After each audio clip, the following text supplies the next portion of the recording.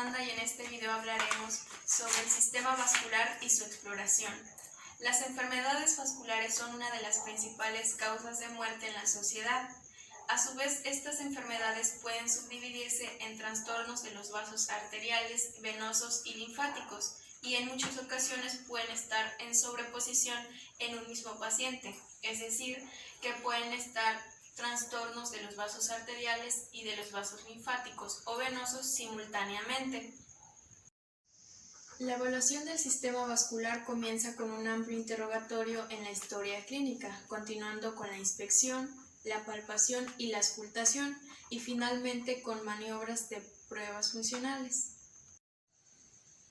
Ya en el examen físico, los pasos que no deben saltarse para el abordaje inicial del paciente con enfermedad vascular o cualquier otra patología son adecuadas condiciones de privacidad. El paciente debe estar desnudo o semidesnudo para una completa evaluación. Asimismo, debe de haber condiciones adecuadas de iluminación y siempre tendremos que indicarle al paciente lo que se le va a realizar. La inspección se va a realizar de dos formas, la inspección general y la inspección local. En la inspección general se van a ver las características del estado general del paciente y ya en la inspección local de las extremidades se van a observar ciertas características. De esta manera le pedimos al paciente que extienda los brazos, observamos la simetría de los brazos y de igual manera observamos desde la palma de la mano dorsal y lo mismo hacemos con el antebrazo y el brazo dorsal palmar. En la pigmentación vamos a observar si existieran lesiones cutáneas, tropismos de la piel, si existieran presencia o no de edemas. En caso de que existieran edemas, tendríamos que preguntar las características de este, si fuera vespertino o si fuera matutino, si resuelve con periodos de reposo. También, esto debemos de preguntarlo porque los edemas pues son un signo poco característico de las enfermedades vasculares, entonces tendríamos que descartar cualquier otra enfermedad. Asimismo, tendríamos que preguntar si hay limitación funcional. Esto nos hablaría sobre la severidad de la patología vascular. En los cambios cutáneos debemos de observar si existieran úlceras, hiperkeratosis, fisuras, descamación, nódulos. Estos siempre nos van a orientar hacia un diagnóstico clínico, como por ejemplo el trofismo de la piel. Es importante sobre todo en el caso del linfedema, en la insuficiencia venosa crónica. También en la inspección podemos ver el linfedema crónico. En estos casos habría deformidad o piel engrosada, o por ejemplo habría pérdida de la arquitectura normal de la extremidad.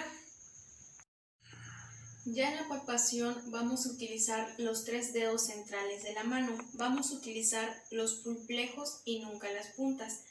Debemos de seguir la proyección de la arteria y vamos a intentar juntar o unir los pulplejos. También debemos asegurarnos de no presionar tan fuerte, pues podríamos ocasionar la oclusión del pulso. Dentro de las características que vamos a evaluar son la frecuencia, la simetría, el ritmo, la amplitud, la igualdad, la tensión y la simetría. Para la búsqueda de la arteria braquial o humeral, tomaremos con nuestra mano derecha el brazo derecho del paciente. Lo elevaremos y con nuestra mano izquierda, poniendo por fuera el pulgar y nuestros 3 dedos examinadores, ingresarán donde se inserta el tendón del bíceps o el borde interior de este, y de esta manera obtendremos el pulso braquial. Para la toma del pulso radial le pediremos al paciente que nos dé la mano derecha con nuestra mano derecha y con nuestra mano izquierda tomaremos el pulso justo donde se encuentran los flexores de la mano por su borde lateral. De ser complicada la toma, también podemos hacer uso de la tabaquera anatómica.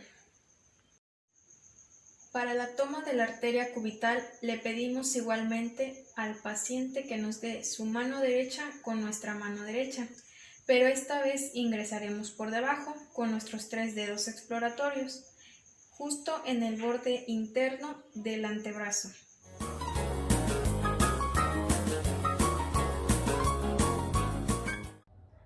exploración de los miembros inferiores es necesario que el paciente se encuentre en decúbito supino, con los genitales externos cubiertos y los miembros inferiores expuestos, que no tenga calcetines o medias. Para ello la exploración se va a hacer desde las ingles y las nalgas hasta los pies, observando alguna tumefacción, el tamaño, la simetría, la pigmentación, si existe exantema, alguna úlcera o alguna cicatriz. También el patrón venoso y alguna ingurgitación venosa. El color y la textura de la piel, así como la distribución del pelo en pierna, pies y dedos. Vamos a comenzar a explorar los nódulos linfáticos superficiales, horizontal y vertical. Observe su tamaño, consistencia y delimitación, si son dolorosos a la palpación. En personas sanas se encuentran delimitados, no dolorosos y de diámetro de 1 a 2 centímetros. La linfadenopatía es el aumento del tamaño de los nódulos, acompañado o no de dolor a la palpación. Trate de distinguir entre una adenopatía local y generalizada, buscando una lesión en el territorio del drenaje u otras regiones contiguas. Para la exploración de las arterias periféricas, vamos a presionar con profundidad bajo el ligamento inguinal, que consta desde la espina ilíaca anterosuperior hasta la sínfisis del pubis, presionando con ambas manos una sobre la otra para facilitar la exploración, sobre todo en pacientes obesos. El pulso disminuido o ausente indica una obstrucción parcial o completa. Si la obstrucción es aórtica o ilíaca, habitualmente están afectados todos los pulsos distales. La oclusión arterial crónica por ateroesclerosis produce claudicación y cambios posturales del color de la piel. También el pulso femoral aumentado exagerado indica un aumento de un aneurisma femoral, una dilatación patológica de alguna arteria.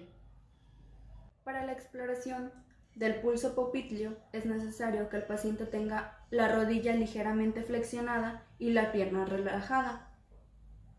Con la yema de ambas manos se va a presionar por la parte de atrás de la rodilla buscando la línea media, presionando con profundidad en la fosa poplitea. El pulso popliteo es uno de los más complicados de explorar, puesto que es más profundo y más difuso. El pulso popliteo exagerado y ampliado indica un aneurisma de las arterias popliteas y femorales. Son raros, pero suelen presentarse principalmente en hombres mayores de 50 años. Si con la técnica anterior no logró palpar el pulso popliteo, inténtelo de la siguiente manera, con el paciente en decúbito prono. Flexione a 90 grados la rodilla y permita que el pie descanse en el hombro o bien en el brazo. Con los 2 pulgares presione nuevamente la línea media de la fosa poplitea, buscando el pulso popliteo. La ateroesclerosis obliterativa suele obstruir la circulación del músculo. El pulso femoral suele ser normal, mientras que el pulso popliteo disminuye o incluso desaparece. Ahora procedemos a explorar el pulso pedio. Palpe el dorso del pie justo lateral al tendón extensor del dedo gordo. Si no logra palparlo, explore el dorso del pie algo más lateralmente. La arteria dorsal del pie puede faltar de manera congénita o ramificarse en una zona más alta del tobillo.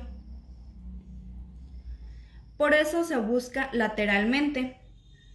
La ausencia de pulsos pedios, femorales y popitlios es muy probable en una enfermedad ateroesclerótica de la arteria poplitea inferior y ramas. Se observa también en la diabetes mellitus. Ahora seguimos a explorar el pulso tibial posterior.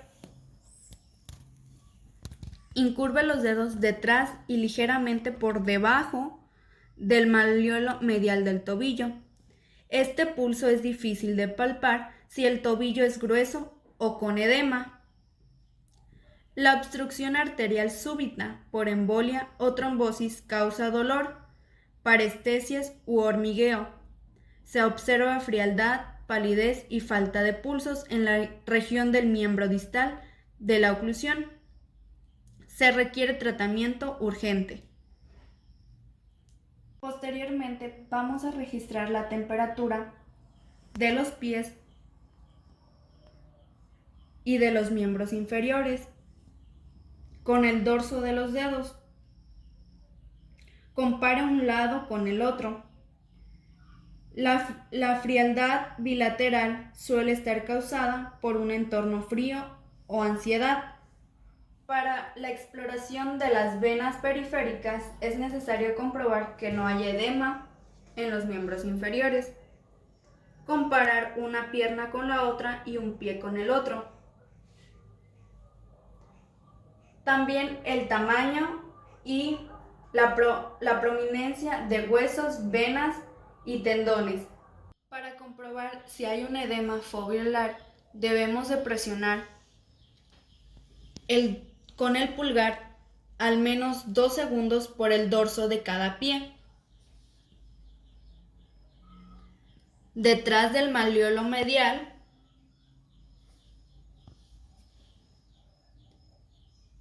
y sobre las caras anteriores de la pierna. No debe de haber ninguna fobia. La intensidad del edema por fobia se gradúa en escala de 4 puntos, de leve a muy marcada. Si se detecta algún edema unilateral con una cinta flexible, debe de medirse la circunferencia mínima por encima del tobillo, la circunferencia máxima de la pierna y la parte central del muslo a una distancia considerable de la rótula con la rodilla extendida. Una diferencia mayor a 1 centímetro por encima de la circunferencia del tobillo o 2 centímetros de la pierna no es habitual en personas sanas e indica un edema.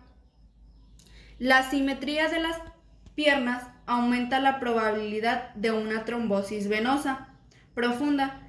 También hay que considerar algún esguince o traumatismo muscular como el quiste de Beckett y la atrofia muscular.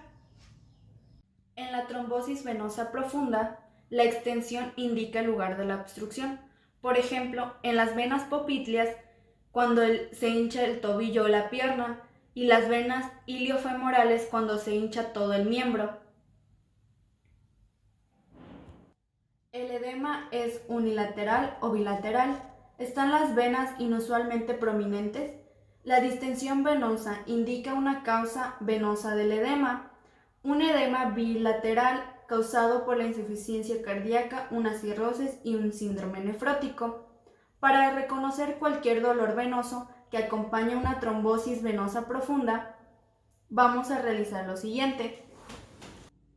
Palpe la ingle justo medial al pulso femoral para comprobar si hay o no dolor en la vena femoral. Con el miembro inferior del paciente flexionando la rodilla y relajado, palpe la pierna. Comprima la yema de los dedos, los músculos de la pierna contra la tibia y busque dolor.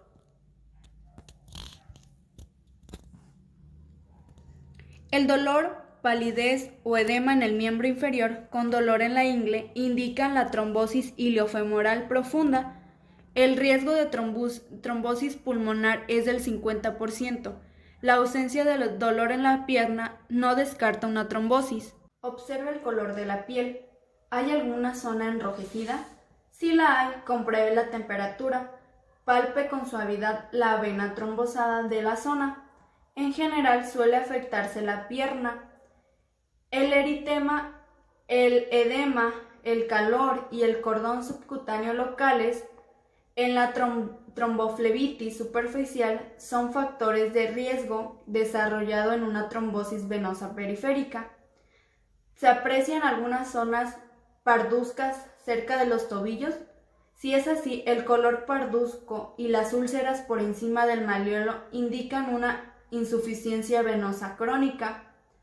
Observa algunas úlceras de la piel donde se encuentran enrojecida y dura, indican enfermedad e insuficiencia venosa avanzada. Por último, pida al paciente que se levante e inspeccione si hay varicosidades del sistema safeno. En posición erecta se pueden percibirse las varicosidades, así que palpe cualquier varicosidad y busque signos de tromboflebitis. Las venas varicosas, que se encuentran principalmente en estas zonas, están dilatadas y tuertosas. También se pueden notar algunas paredes algo engrosadas.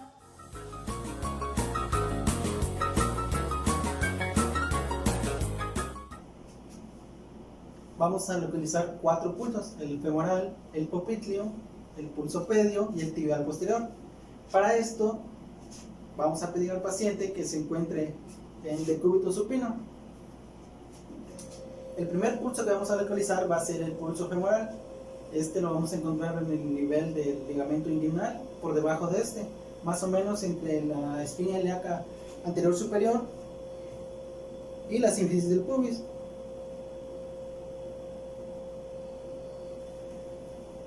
Cuando este pulso sea muy fuerte o muy aumentado, puede deberse probablemente a un aneurisma femoral. Continuamos con el pulso popliteo. Este vamos a encontrarlo más o menos a nivel debajo de la rodilla, en la línea media. Para ello vamos a pedir al paciente que doble la rodilla y vamos a colocar la yema de los dedos en la línea media, haciendo una palpación fuerte hacia adentro.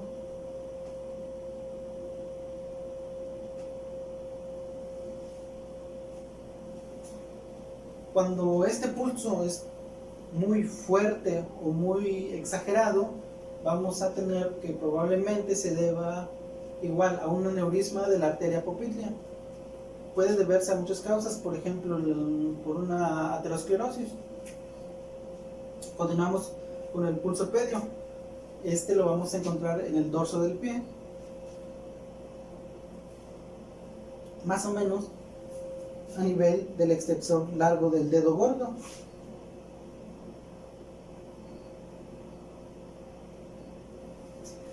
Ya. Continuamos con el pulso tibial posterior. Este lo vamos a encontrar debajo del malleolo medial del tobillo. Igual, curveamos los dedos por debajo del malleolo y palpamos.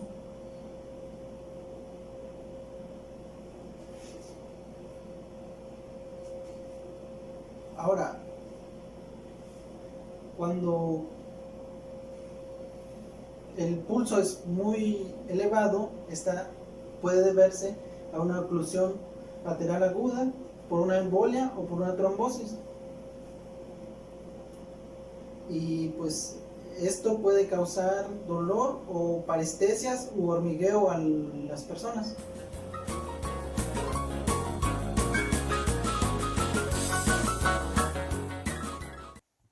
Hola, ¿cómo están? Mi nombre es Jonathan Félix Montiel, soy estudiante de la Facultad de Medicina en la Universidad Autónoma del Estado de Hidalgo, Campus Huejutla.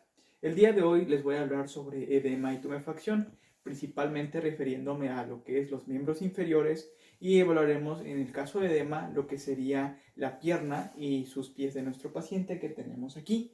Para comenzar, pues el edema va a ser la acumulación de líquido que se va a encontrar en los tejidos, líquido que normalmente debería estar en los capilares, pero a través de ciertas patologías que llegan a implicar ciertos cambios en nuestro paciente es que este líquido sale hacia estos tejidos, y por eso es que nosotros tenemos que hacer ciertas valoraciones en nuestro paciente, ya que la presencia de edema nos puede dar signos de ciertas enfermedades como podría ser la insuficiencia cardíaca, ciertos trastornos electrolíticos en nuestro paciente, al igual que ciertas patologías ligadas con la presencia de un edema.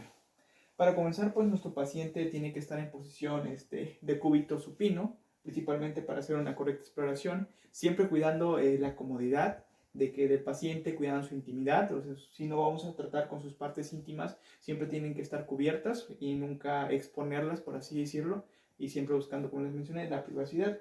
Tenemos también que el paciente tiene que estar cómodo, no tiene que llevar un pantalón muy ajustado o una prenda que le ajuste las zonas de la cintura, sino que si es posible llevar una bata para una mayor comodidad y una mejor exploración de nuestro paciente.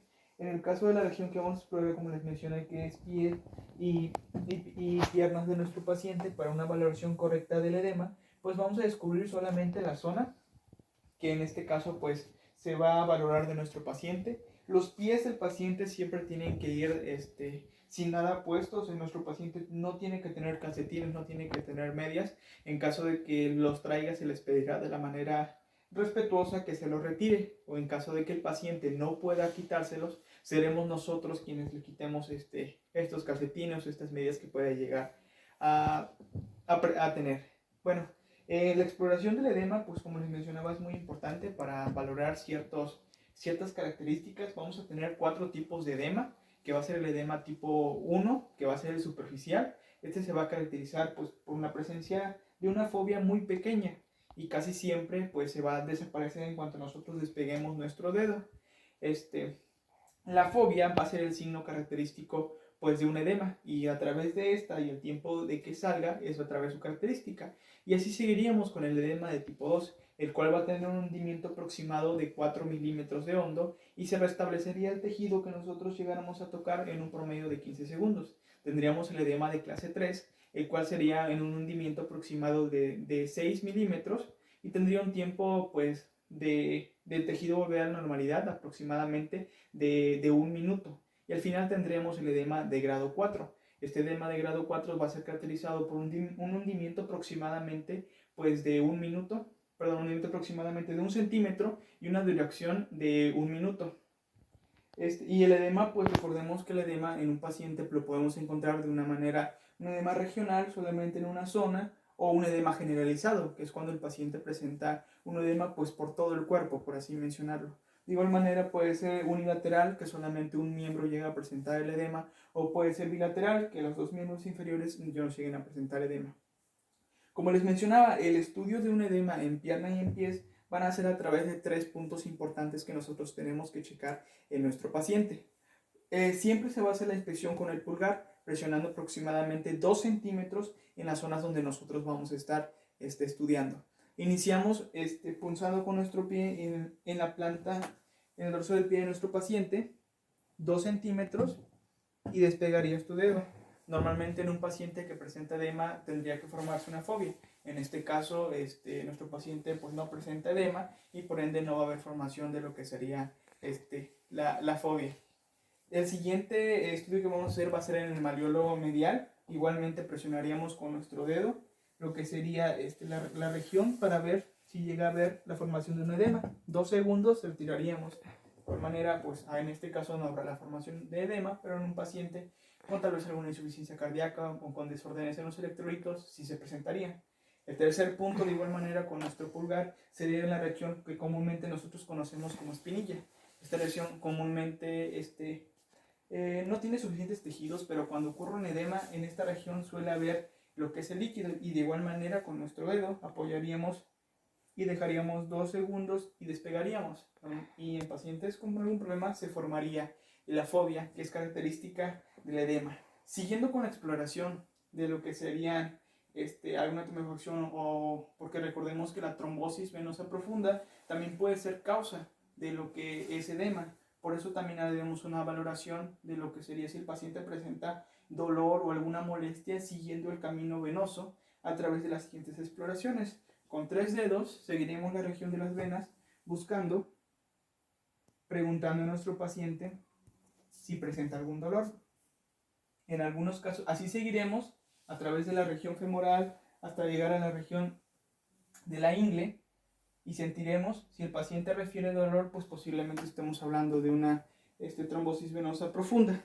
La siguiente exploración también tenemos que pedir al paciente que hace lo que sería su rodilla y ponerlo en esta forma, igual con los 3 dedos, con la planta de la mano sentiremos lo que serían las respectivas venas que se encuentran y le preguntaríamos al paciente que si siente algún dolor. Si el paciente llega a manifestar el dolor o alguna molestia cuando nosotros hagamos la exploración, pues podemos sospechar de lo que les acabo de mencionar con anterioridad.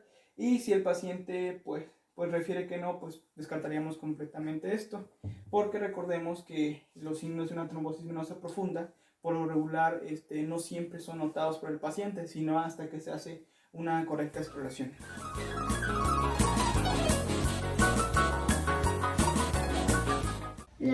Vamos a comenzar con la evaluación de la vascularización arterial de la mano. Si hay sospechas de una insuficiencia arterial en el brazo o en la mano, se va a intentar palpar el pulso cubital, así como el pulso radial y el pulso braquial.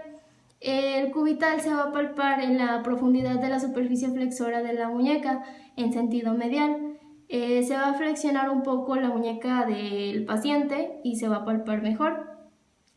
No siempre es posible palparlo en una arteria cubital normal. En la enfermedad arterial oclusiva es bastante menos frecuente en los miembros superiores que en los inferiores, y la falta o la disminución del pulso de la muñeca se va a observar tanto en la oclusión embólica aguda y en la enfermedad de Buerger o tromboangitis obliterante. Así que vamos a comenzar con la prueba de Allen.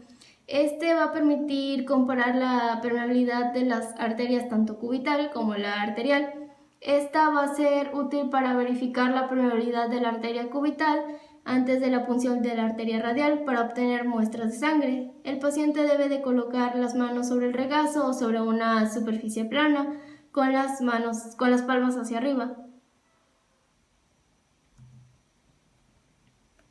Cierra con firmeza el puño de tu mano.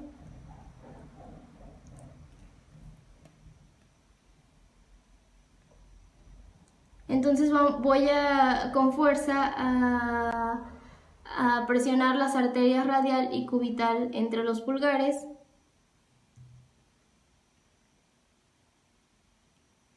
Abre la mano en una posición relajada.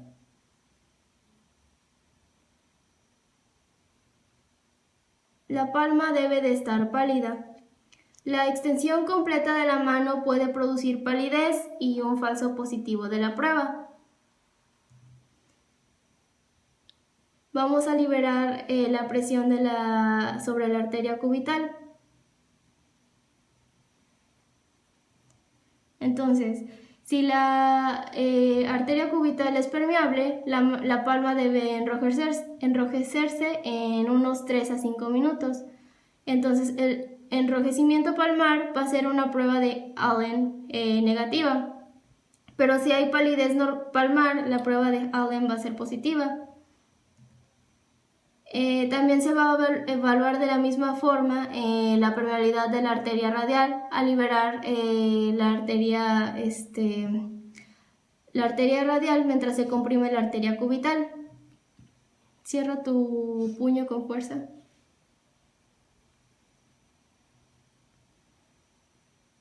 Abre tu puño.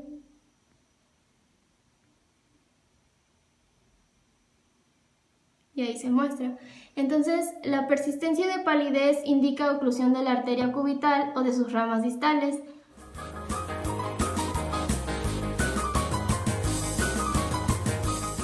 Mi nombre es Israel Barragán Horta y vamos a continuar con las técnicas especiales en la exploración física del sistema vascular periférico. En esta ocasión, vamos a hablar sobre los cambios de color de la piel en la insuficiencia arterial crónica.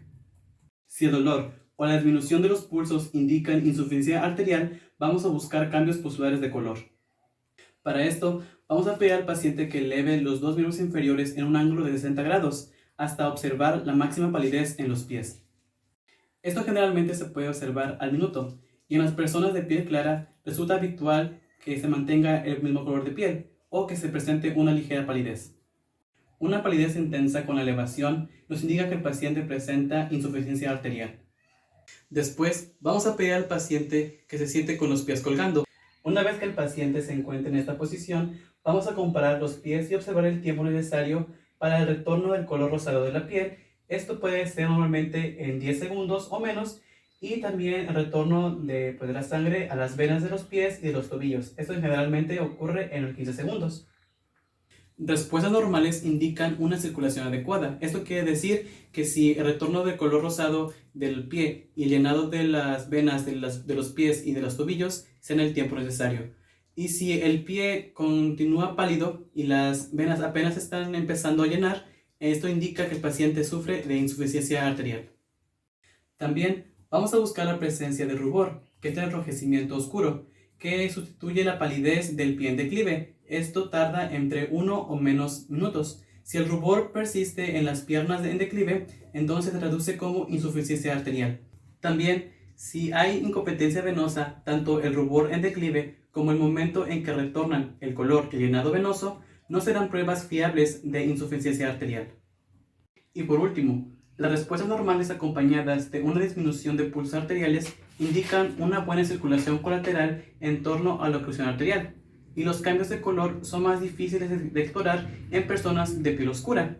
Aquí debemos inspeccionar si hay cambios en la planta de los pies y utilizar una luz más tangible para ver mejor las venas.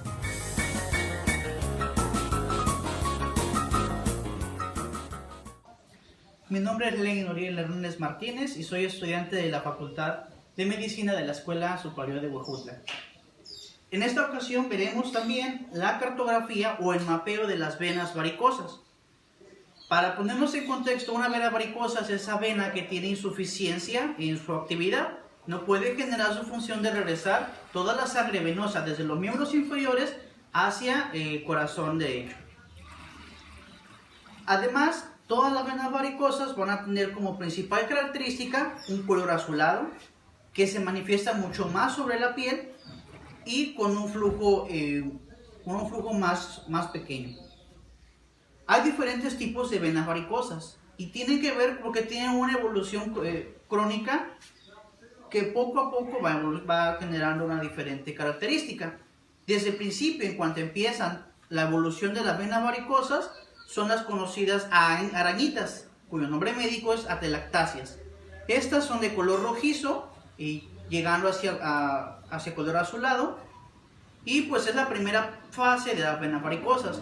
Después empiezan a aumentar su calibre hasta llegar a las venas tronculares, hasta las venas varicosas tronculares, las cuales son las que más se ven y las que empiezan a formar todas las venas varicosas, que ya son muy distintivas. La cartografía de las venas varicosas es una técnica especial para cuando se va a presentar al paciente a una cirugía de estas venas.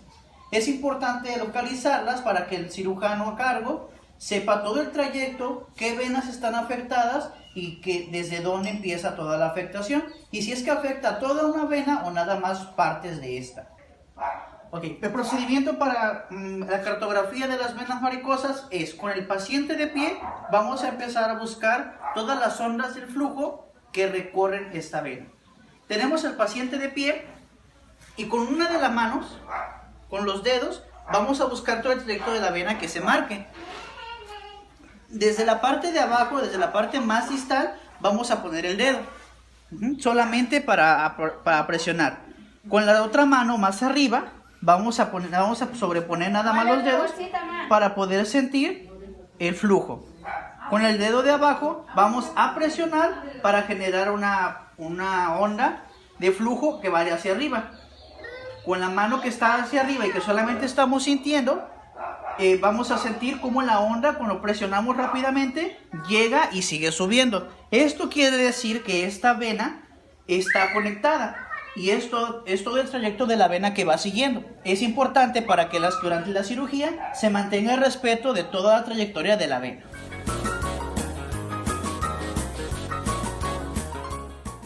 Médico cirujano de la Universidad Autónoma del Estado de Hidalgo. En esta ocasión yo les voy a compartir lo que es la evaluación de la capacidad valvular venosa en medio de la prueba de llenado retrógrado. Entonces, para esta prueba necesitamos primero poner al paciente en decúbito supino, por favor.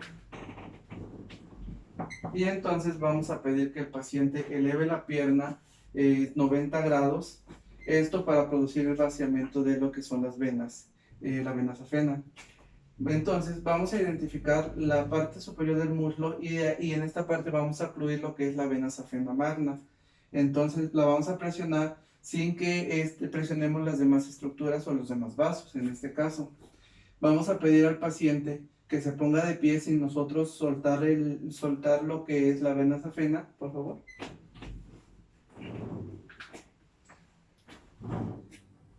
Y entonces vamos a esperar alrededor de unos 20 segundos a esperar el vaciamiento de las válvulas. Entonces, lo que vamos a hacer es soltar a los 20 segundos y observar nosotros el llenado venoso.